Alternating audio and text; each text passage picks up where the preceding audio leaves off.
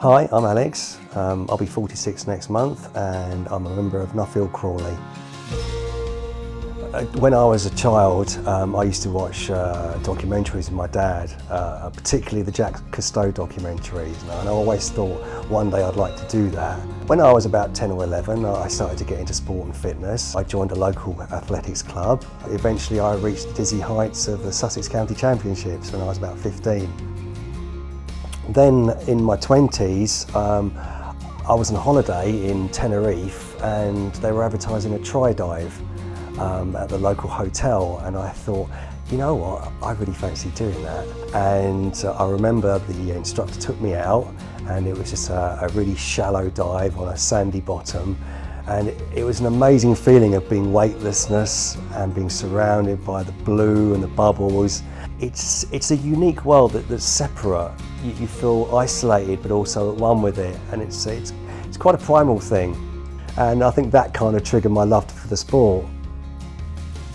I remember swimming, and after 20 or 30 lengths I'd get pains in my chest. My initial way of dealing with it was to ease off and not train so hard, but then I thought, hold on, there's something wrong here, this isn't quite right.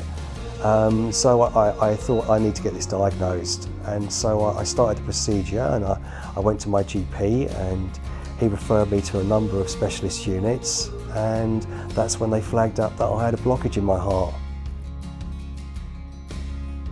I remember feeling relief because now I know that there's a problem, but then you have the follow-on as, what do I do about this now? Do I leave it as it is and chance it, or do I take the procedural option and go for an operation?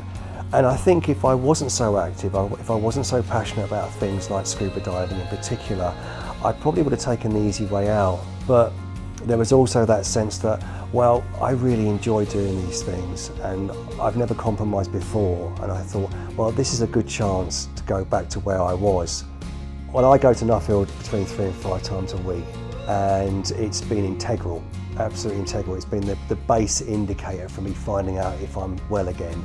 It's a very comfortable environment for me. I feel very relaxed there, I feel very happy there, and the staff have always been very kind to me. So it's been the perfect base for me to find out how well I am. We're 18 months now post-operation, and really I feel great.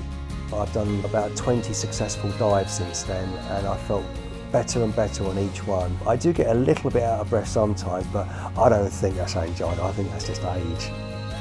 I don't think I would have reconnected with diving again if I hadn't had the gym to go to, because it gave me all the indicators as to where my health was. So it was a great way of learning about myself and just pushing myself gradually back into health.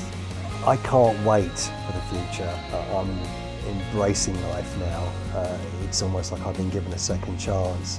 And now that I know I can dive again, and now that I know that I can climb again, it's not going to stop me. I'll temper it with a degree of wisdom. I won't be quite as mad as I used to be, but it's not going to stop me doing the things I love under no circumstances.